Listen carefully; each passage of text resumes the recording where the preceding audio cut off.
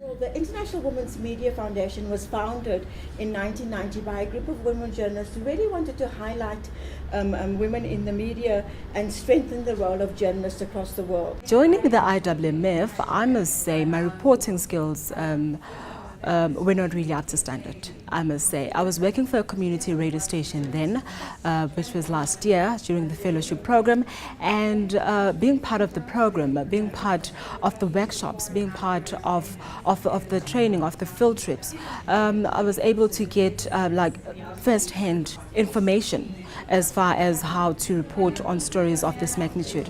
And we seek to have reporters who are particularly interested in improving their skills, their investigative reporting skills and their HIV/AIDS knowledge. And so the way we do it is we really expose the reporters on the fellowship to a year-long program of networking, individual coaching with a specifically selected mentor who works with them on their investigations, field trips, skills training, and then also knowledge training. So we have a lot of these kinds of panel discussions during the course of the fellowship.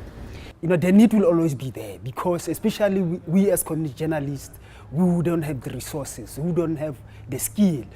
IWMF fellowship gives us that opportunity to come and network, to come and make friends so that we can enhance our skills, so that we can be able to report back to our audiences that are mostly affected with HIV.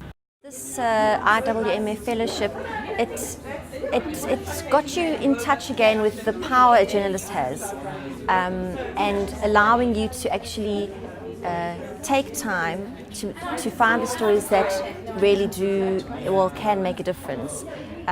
Stories that you wouldn't just normally find on a day-to-day basis. You really have to invest time.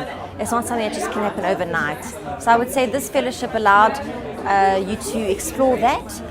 The IWMF fellowship kind of gave me the space to go back and think about sort of the basics of reporting, but those things like structure, like narrative, like sourcing that lead to good reporting, that kind of take you back to the reasons you wanted to become a journalist to begin with.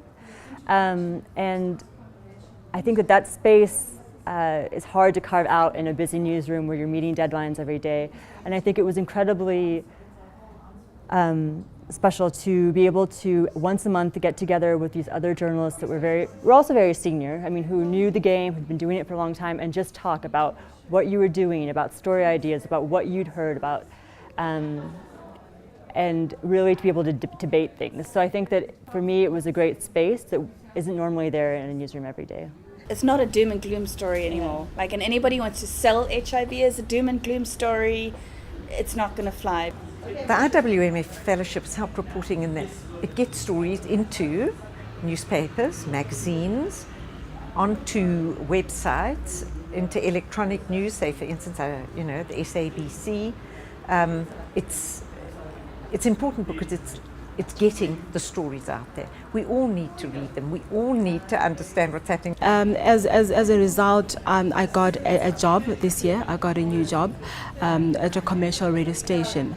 So I must say that I've gained a lot of reporting skills from the IWMF because we were getting undivided attention as far as reporting on HIV is concerned.